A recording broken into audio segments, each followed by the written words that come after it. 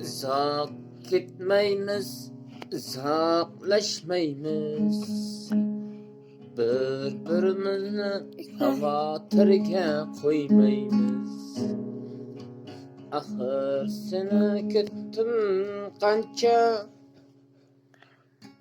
ortingdan yugurganlar bo'ldi ancha.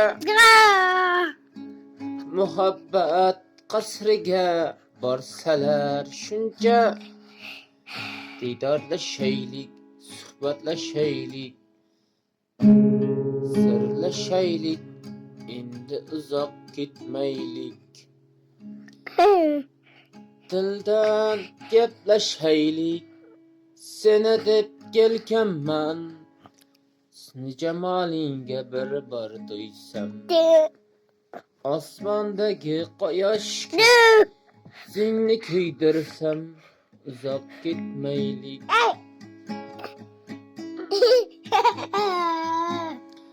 Uzoq ketmaymiz, uzoqlashmaymiz.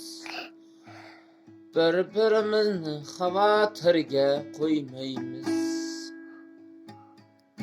Axir seni deb kutdim qancha, ortingdan yugurganlar bo'ldi ancha. Muhabbat qasriga borsalar shuncha, diydorlashaylik, suhbatlashaylik, sirlashaylik, endi uzoq ketmaylik.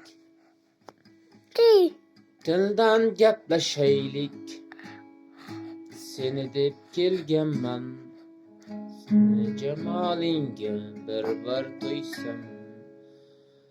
Osmondagi quyosh kabi yuzing kuydirsam, uzoq ketmaylik.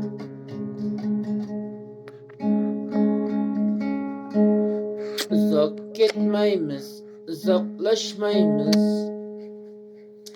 Bir-birimizni xavotirga qo'ymaymiz. Axir seni deb kutdim qancha, ortingdan yugurganlar bo'ldi ancha.